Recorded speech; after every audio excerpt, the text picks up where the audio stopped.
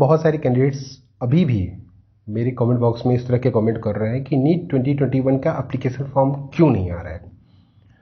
दूसरा क्वेश्चन ये है कि बोर्ड एग्ज़ाम कैंसिल होने की वजह से नीट 2021 के एलिजिबिलिटी क्राइटेरिया पे क्या प्रभाव पड़ेगा।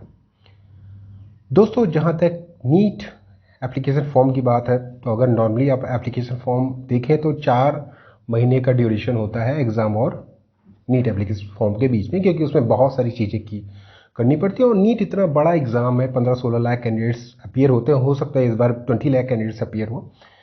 इनका एप्लीकेशन फॉर्म सबमिशन करना, सर्वर इशू भी चलता रहता है क्योंकि सारा ऑनलाइन प्रोसेस होता रहता है। फी सबमिशंस, उसके बाद करेक्शंस, उसके बाद फिर एडमिट कार्ड आएगा, एडमिट कार्ड में करेक्शंस, सेंटर में करेक्शंस, बहुत सारा ये फॉर्मेलिटीज़ होती हैं वो करनी पड़ती है। उसके लिए 3-4 महीने का टाइम हो जाता है। अब इस बार एप्लीकेशन फॉर्म ना आने का कारण पहला तो कोविड ही था, कोविड की वजह से, क्योंकि कोविड के केसेस लगातार बढ़ रहे थे। दूसरा कारण बोर्ड एग्ज़ाम था, क्योंकि बोर्ड एग्ज़ाम के बारे में कोई क्लियरिटी नहीं थी। अब बोर्ड के एग्ज़ाम के बारे में क्लियरिटी है, लेकिन अब बोर्ड एग्ज़ाम कैंसिल तो हो रहे हैं, लेकिन ये इतनी आसान बात नहीं है जैसा आप सोच रहे कैंसिल हो गए। ये बहुत ही खिचड़ी पकने वाली बात है, बहुत ही ज़्यादा खिचड़ी पकने वाली है। इसमें आगे आने वाले टाइम में बहुत ज़्यादा इसमें इश्यूज आएंगे, कैसे वो भी मैं आगे बताऊंगा। तो नीट 2021 का जो एप्लीकेशन फॉर्म है वो इस महीने के मिड में या फिर आगे जब भी डिसीजन लिया जाएगा तो आ सकता है। उसके बाद फिर फिलिंग होगी, फिर करेक्शन होगा, फिर फी सबमिशंस और जो भी प्रोसेस होंगे वो 1-2 महीने का टाइम कम से कम और लेंगे, मिनिमम टू मिनिमम। मतलब बहुत ज़्यादा फास्ट करना चाहते हैं आप तो 2 या 2.5 महीने का टाइम तो आपको देना पड़ेगा, क्योंकि 15-20 लाख कैंडिडेट्स का एप्लीकेशन फॉर्म रजिस्ट्रेशन करना और उनका एडमिट कार्ड निकालना, सेंटर मैनेजमेंट करना, अभी सेंटर भी मैनेजमेंट करना है कोविड गाइडलाइन के थ्रू, तो ये सारा प्रोसेस बहुत ज़्यादा टाइम लेगा, क्योंकि अभी कुछ भी इसका पता नहीं है दोस्तों। तो नीट 2021 की जहाँ तक एप्लीकेशन फॉर्म की बात है तो बहुत जल्दी इसका नोटिफिकेशन आ सकता है, आपको इन्फॉर्मेशन मिल सकती है। ना आने का एक कारण ये भी मुझे दिखता है क्योंकि एलिजिबिलिटी क्राइटेरिया पे इस पे प्रभाव पड़ेगा, क्योंकि अभी तक क्या था कि बोर्ड एग्ज़ाम होगा नहीं होगा सब डाउटफुल था। तो एलिजिबिलिटी क्राइटेरिया पे क्या प्रभाव पड़ेगा ये मैं फर्दर बताऊंगा आपको, लेकिन नीट 2021 का एप्लीकेशन फॉर्म श्योरली आएगा ही आएगा, और नीट का जो एग्ज़ाम है वो भी होगा, उसमें कोई दो राय नहीं। क्योंकि आने वाले टाइम में जैसा आप देख रहे हैं कोविड केसेस लगातार कम हो रहे हैं, तो आने वाले टाइम में इस तरह से रिस्ट्रिक्शंस अगर रहेंगे, रिस्ट्रिक्शंस बाउंडेशंस रहेंगे तो केसेस काफ़ी कम होंगे। और वैक्सीनेशन जिस तरह से लगातार हो रहा है, वैक्सीनेशन की वजह से भी एग्ज़ाम की पॉसिबिलिटीज़ बन जाती हैं, लेकिन अभी नहीं, फिलहाल टाइम लगेगा उसके लिए, एग्जामिनेशंस के लिए, क्योंकि जिस तरह से वैक्सीनेशन कंप्लीट होगा उस तरह से फिर गवर्नमेंट डिसीजन लेगी कि कैसे एग्ज़ाम कराना है विद कोविड गाइडलाइंस। अब जहाँ तक एलिजिबिलिटी क्राइटेरिया की बात है, जो सेकंड पॉइंट है, कुछ कैंडिडेट्स कह रहे हैं कि एम्स का एलिजिबिलिटी क्राइटेरिया अलग होता है, नीट का अलग होता है, मीन्स एम्स इंस्टीट्यूट में 60%, नीट में अलग होता है, जितना अलग होता है। तो कहने का मतलब ये है कि इतने परसेंटेज जो PCBE, फिजिक्स केमिस्ट्री बायोलॉजी और इंग्लिश का जो क्राइटेरिया होता है मार्क्स का, वो कैसे डिफाइंड हो गया, क्योंकि जो ड्रॉपर्स हैं जिन्होंने 2020 या 2020 से पहले बोर्ड एग्ज़ाम दिए, उन्हें पता है उनका रिजल्ट कितना है, कितने मार्क्स में उन्होंने एग्ज़ाम भी दिया है, तो उनको तो सब कुछ पता है। लेकिन जो इस बार 2021 में अपीयर हो रहे हैं 12 10+2 के कैंडिडेट्स, उन्हें कुछ भी नहीं पता कि उनके मार्क्स कितने आएंगे, कैसे असेसमेंट होगा। और सबसे बड़ी बात यह है कि अभी स्टेट बोर्ड का भी नहीं पता कि कुछ स्टेट बोर्ड एग्ज़ाम लेंगे नहीं लेंगे। कुछ स्टेट बोर्ड ने तो ये भी कर दिया, झारखंड जैसे स्टेट बोर्ड ने, कि ठीक है एग्ज़ाम आप पेन पेपर घर पे बैठ के एग्ज़ाम दीजिए और कॉपी सबमिट कर दीजिए। तो कितने मार्क्स देगा, मतलब इससे सीधा सीधा प्रभाव पड़ेगा कि यहाँ के कैंडिडेट्स अगर जो कॉपी पेन लेके घर में एग्ज़ाम देगा तो वो तो 90% 80% मार्क्स करेंगे, तो फिर एलिजिबिलिटी क्राइटेरिया क्या रह जाएगा, क्योंकि ये बड़ी बात है।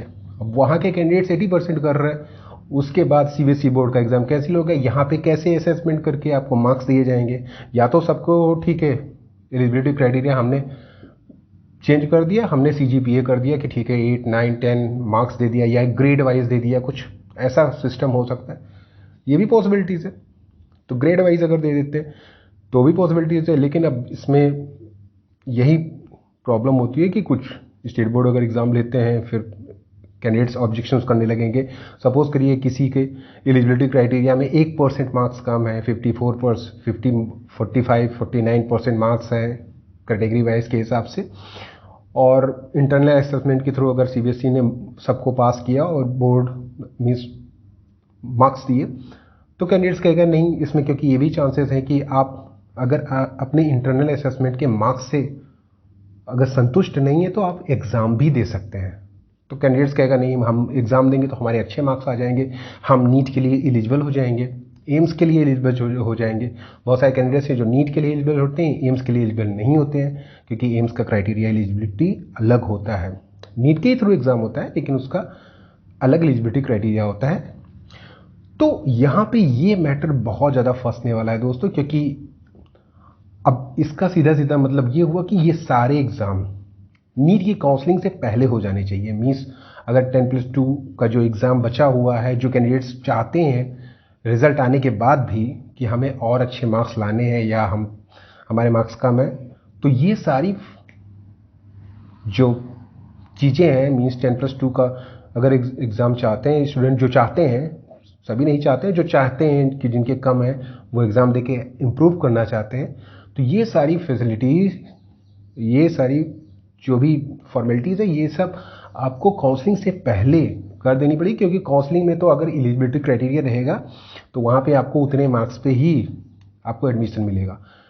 तो यार यहाँ पे सबसे बड़ा मैटर या तो फिर नीट का एप्लीकेशन फॉर्म ना आने का एक ये भी कारण है दोस्तों, ये भी एक कारण है कि नीट का जब एप्लीकेशन फॉर्म रिलीज़ होगा तो उसमें एलिजिबिलिटी क्राइटेरिया में रखेंगे कितने मार्क्स, कितने परसेंटेज मार्क्स रखेंगे, ये भी एक क्राइटेरिया हो सकता है।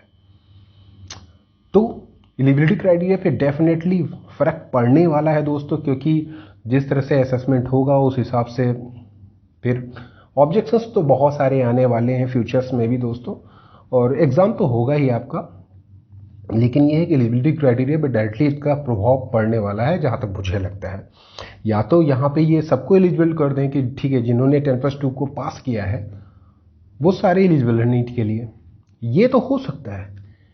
लेकिन परसेंटेज का अगर चक्कर आएगा तो फिर जो स्टूडेंट एलिजिबल नहीं होंगे 10+2 अपेयरिंग वाले, जिनका इंटरनल असेसमेंट से मार्क्स आएगा, वो कहेंगे हम एग्ज़ाम दे के बढ़ाएंगे, फिर उनका मैटर फंस जाएगा। तो मैटर्स तो बहुत ज़्यादा घोच पोच होने वाला है दोस्तों, क्योंकि बहुत सारे अगर आप देखेंगे ना, अभी आपको आसान लग रहा है कि एग्ज़ाम कैंसिल हो गए, लेकिन ये कैंसिलेशंस ना ये बहुत ही बिग इशू है, क्योंकि इससे डायरेक्टली इनडायरेक्टली बहुत कुछ प्रभावित होने वाला है, हर एग्ज़ाम प्रभावित होने वाला है इससे, चाहे वो जॉब ओरिएंटेड हो या फिर आने वाले टाइम में DU जैसे इंस्टीट्यूट में एडमिशन की बात हो, या फिर किसी BHU में BSc करनी हो, या कहीं भी आप ग्रेजुएशन या पोस्ट ग्रेजुएशन करने जाते हैं तो वहाँ पे आपके मार्क्स कैसे देखे जाएंगे, कैसे आपका एडमिशन होगा, क्योंकि ये इतना आसान चीज़ नहीं है दोस्तों, इतना आसान नहीं होने वाला है जितना आप सोच रहे हैं कि कैंसिल हो गया तो फिर सारा ख़त्म।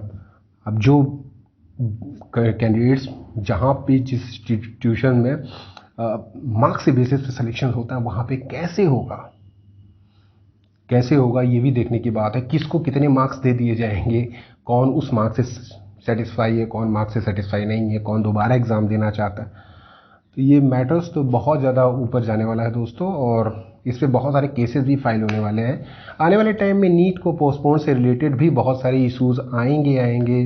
कुछ लोग कहेंगे वैक्सीनेशन कराइए तभी एग्ज़ाम लीजिए, कुछ लोग कहेंगे कि एग्ज़ाम को कैंसिल कर दीजिए, कुछ लोग कहेंगे कि एग्ज़ाम को पोस्टपोन कर दीजिए, कुछ लोग कहेंगे कि एग्ज़ाम को जनवरी में कर दीजिए, दिसंबर कर दीजिए। ये मैटर आएगा दोस्तों। हालांकि केसेस अगर इसी तरह से गिरते रहे तो फिर ये इशू बहुत ही कम आएगा, बहुत ही कम या ना के बराबर आएगा, पोस्टपोन वाला इशू नहीं आएगा।